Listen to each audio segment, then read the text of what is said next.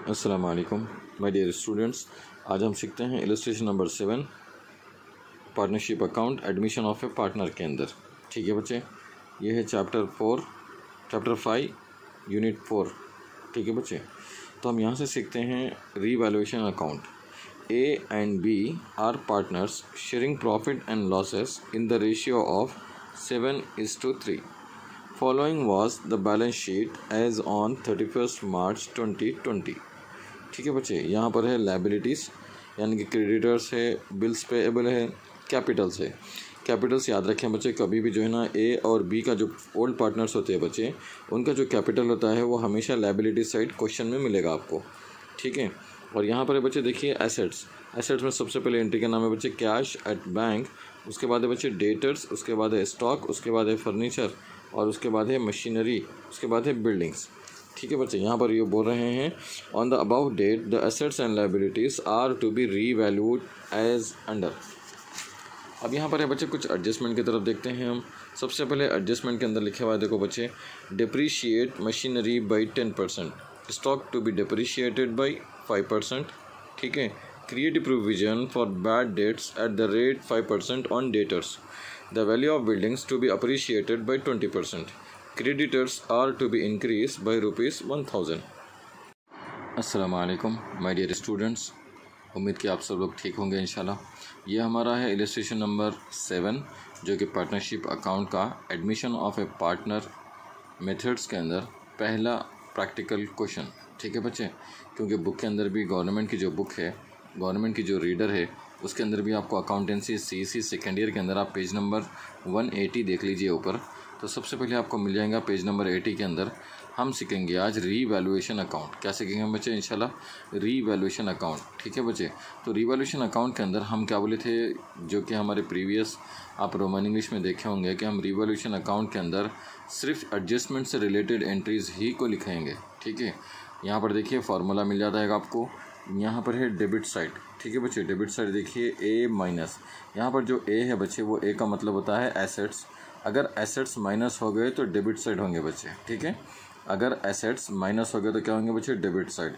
और ये है बच्चे L is equal to what बच्चे? लायबिलिटीज़ अगर प्लस हो गए तो किधर आएंगे बच्चे? वो भी डेबिट साइड आएंगे। फॉर्मूले का दूसरा हिस्सा देखें बच्चे, इसका अपोजिट होता है बच्चे। यहाँ पर लिखेंगे बच्चे A plus is equal to what? अगर एसेट्स प्लस हो गए तो क्रेडिट साइड, और अगर लायबिलिटीज़ माइनस हो गए तो क्रेडिट साइड बचे। ठीक है, ये बात याद रखेंगे, ए माइनस एल प्लस ए प्लस एल माइनस। ठीक है बच्चे, रीवैल्यूएशन अकाउंट हमारा पहला ये प्रैक्टिकल क्वेश्चन है हमारे अंदर। आपको पेज नंबर 179 के अंदर इसका क्वेश्चन है और पेज नंबर 180 के अंदर इसके एडजस्टमेंट्स है अकाउंटेंसी CEC सेकेंड ईयर के अंदर। तो बच्चे सबसे पहले देखते हैं, हमारे पास एक एंट्री है यहाँ पर एडजस्टमेंट के अंदर, डिप्रिशिएट मशीनरी दिख रहा बच्चे आपको, यहाँ पर डिप्रिशिएट मशीनरी बाई 10%। ठीक है, यहाँ पर मशीनरी की वैल्यू है 30,000 रुपीज़। ठीक है, आपको देखने को मिला होगा, मैं पीछे से क्वेश्चन में से ये एंट्री लिखा हूँ। मशीनरी की वैल्यू है 30,000 और इसके ऊपर डिप्रिशिएट बता रहा है बच्चे 10%। Depreciate is equal to what बच्चे? लॉस। ठीक है, यानी कि ये डिप्रिशिएट आने की वजह से एसेट्स जो हो जाएंगे बच्चे माइनस हो जाएंगे तो हम सबसे पहले एंट्री लिखेंगे बच्चे to depreciation on machinery. Machinery की वैल्यू चेक करिए बच्चे, यहाँ पर क्वेश्चन के अंदर जो वैल्यू है वो है 30,000 रुपीज़ और इसके ऊपर एक एडजस्टमेंट लगा हुआ है कि 10%। कितना बच्चे?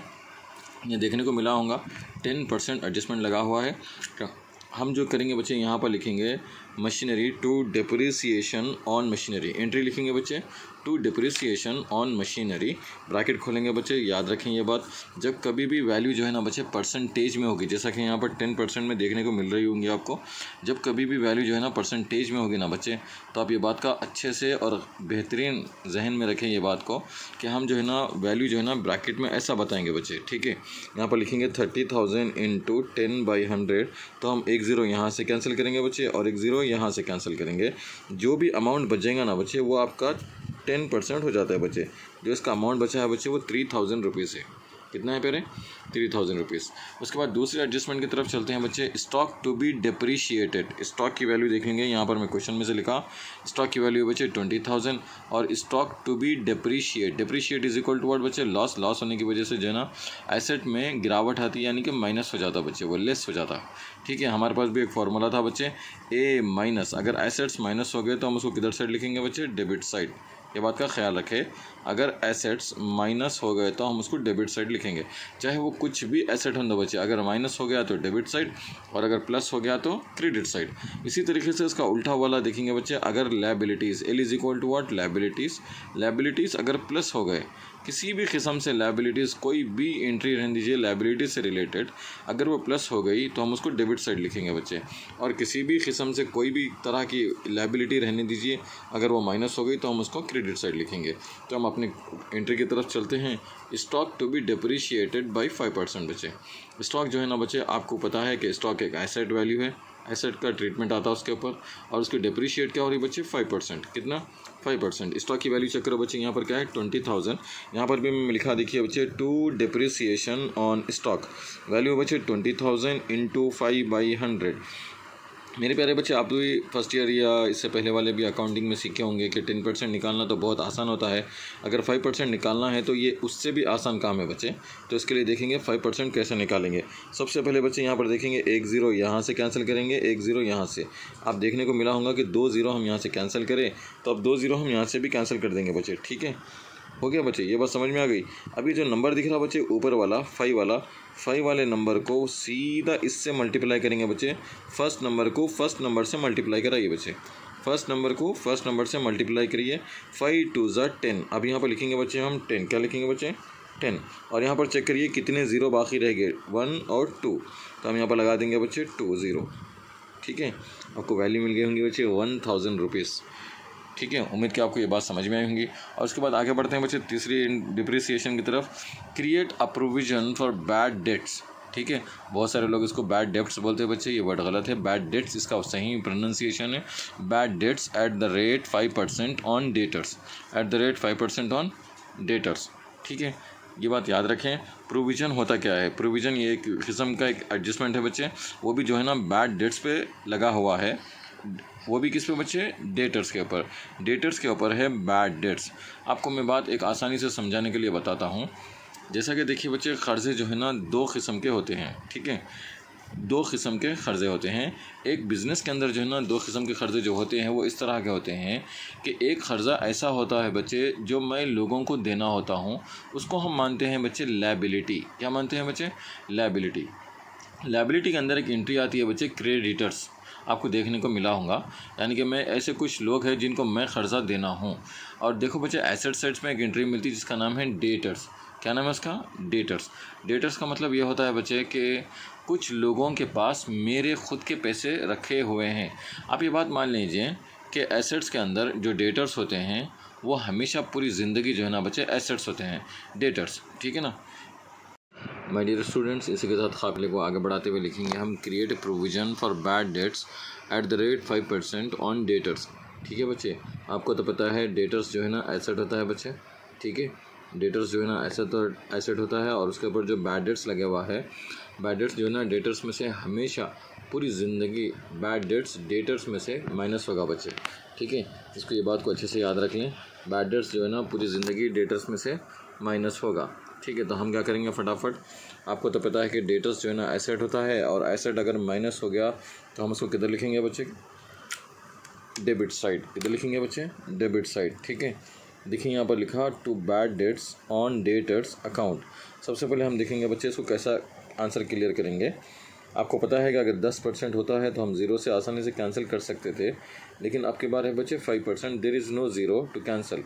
तो हम याद रखेंगे जब कभी भी ऊपर का नंबर नया आएगा ना बच्चे, तो हम फ़ौरन किधर आएंगे, नीचे की तरफ बच्चे। नीचे चेक करिए, डबल ऑफर लगा हुआ रहेगा आपको, 2 ज़ीरो कैंसिल करा, और यहाँ से भी 2 ज़ीरो कैंसिल कर दिया बच्चे। ठीक है, अब ये जो नंबर दिख रहा 5 को फर्स्ट नंबर के साथ मल्टीप्लाई करिए। 5 3 ज़ा 15, 5 3 ज़ा 15। ठीक है बच्चे, अब यहाँ देखिए कितने ज़ीरो बचे हुए हैं, 1 और 2। 2 को कैंसिल कर दिए, 2 बच गए, जो बच गए बच्चे उसको यहाँ पर लिख देंगे बच्चे। आगे बढ़ेंगे बच्चे, इसके बाद और एडजस्टमेंट की तरफ देखेंगे। उसके बाद है हमारे पास adjustments, the value of building to be appreciated by 20%। ठीक है, बिल्डिंग की वैल्यू यहाँ पर लिखी हुई है, मैं क्वेश्चन में से लाया था 40,000 रुपीज़ से बच्चे। अब की बार लेकिन हुआ क्या मालूम बच्चे, बिल्डिंग जो है ना आपके लिए एसेट होता है बच्चे। ठीक है, एसेट होता है, और एसेट अब की बार क्या हुआ बच्चे, appreciate is equal to what बच्चे, प्लस। अब की बार जो है ना एसेट आपका बढ़ गया, अभी तक हम जो लिखे बच्चे ये पूरे एसेट्स माइनस हुए थे बच्चे इधर साइड डेबिट साइड, लेकिन अब के बाद हम जो देखेंगे बच्चे वो क्या है, एसेट जो है ना बढ़ गया। क्या बढ़ गया बच्चे, एसेट। वो भी कितनी वैल्यू पे, बिल्डिंग की वैल्यू चेक करो बच्चे, क्या बता रहा है यहाँ पर 40,000।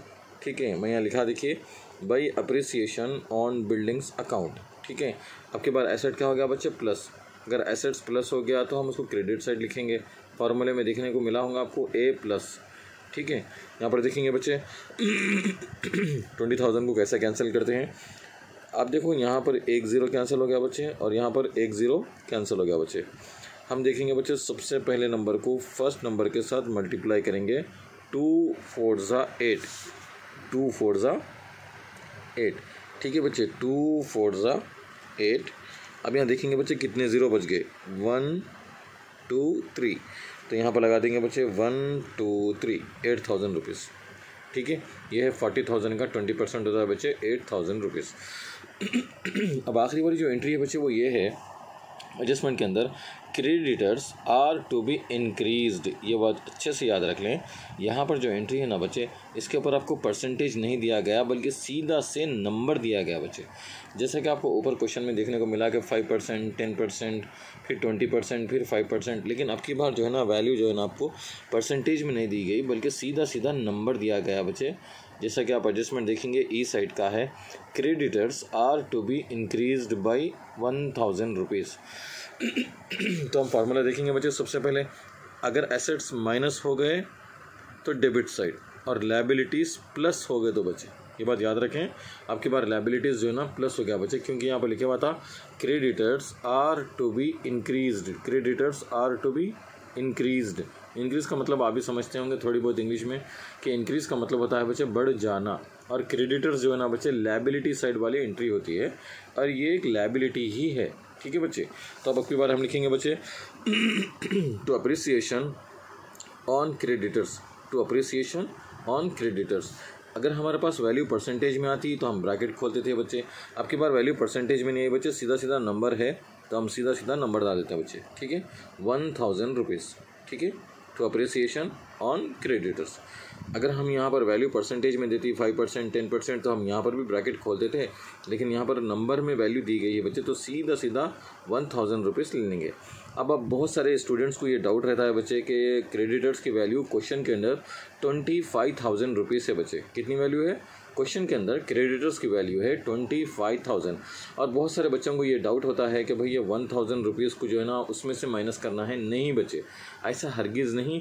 जो वैल्यू आपको यहाँ पर क्वेश्चन में दी गई है वो कैलकुलेशन करने के बाद दी गई है बच्चे, तो आप सीधा सीधा वही वैल्यू को यहाँ पर लिख देंगे। ठीक है, फिर अब हमारा काम जो बाकी रह गया बच्चे वो ये है कि हम इन दोनों को जो है ना बैलेंसिंग कर देंगे बच्चे। ठीक है, ये बात का ख्याल रखें अच्छे से, बैलेंसिंग करते वक्त ये बात का ख्याल रखें कि हम पहले बैलेंसिंग कैसा करेंगे। तो सबसे पहले लिखेंगे बच्चे DR, DR is equal to what बच्चे, डेबिट साइड, और इधर लिखेंगे बच्चे CR, CR is equal to what बच्चे, क्रेडिट साइड। हम सबसे पहले ये चेक करेंगे कि DR की वैल्यू क्या है टोटल करने के बाद, DR के अमाउंट की टोटल वैल्यू, DR के अमाउंट की टोटल वैल्यू बच्चे, इसकी टोटल वैल्यू है बच्चे 6,500, 6,500। ये किसकी है बच्चे, DR साइड की। अब बच्चे हम देखेंगे क्रेडिट साइड सिर्फ एक ही एंट्री है और उसका अमाउंट है बच्चे 8,000 रुपीज़।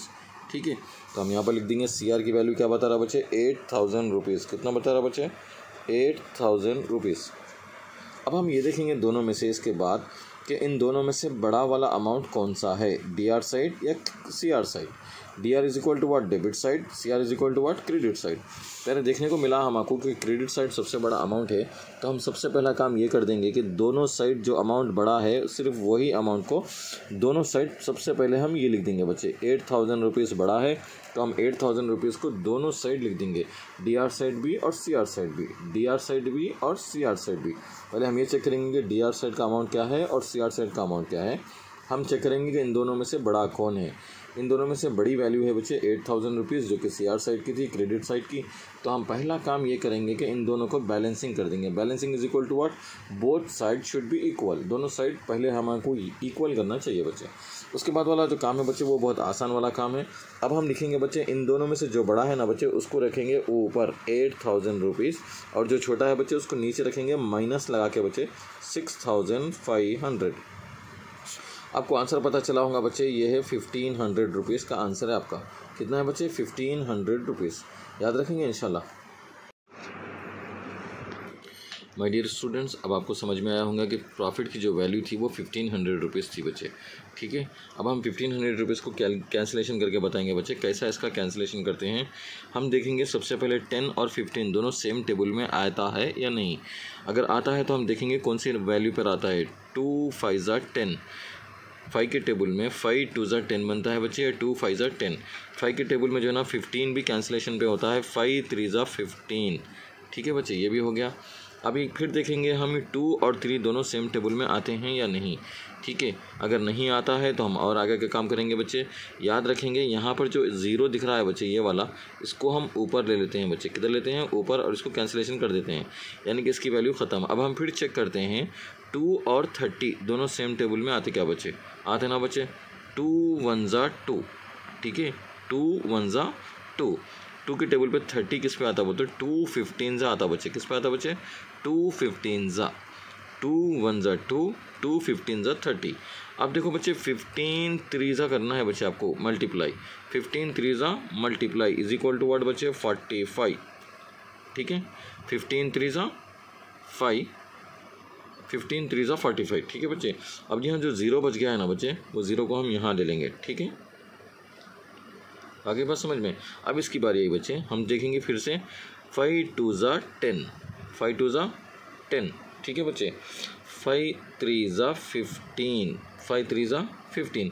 अब हम फिर चेक करते हैं कि 2 और 3 दोनों सेम टेबल में आता है या नहीं। बिल्कुल नहीं आता बच्चे, दोनों अलग अलग डिफरेंट वैल्यूज़ है। तो हम क्या करेंगे बच्चे, ये जो 0 दिख रहा है ना बच्चे, ये वाला 0, अब हम इसको कैंसिलेशन करके ऊपर ले लेंगे बच्चे। ठीक है, अब हम फिर चेक करेंगे 2 के टेबल में 30 आता है क्या? आता ना बच्चे। 2 1 ज़ा 2, 2 15 ज़ा 30, 2 15 ज़ा 30।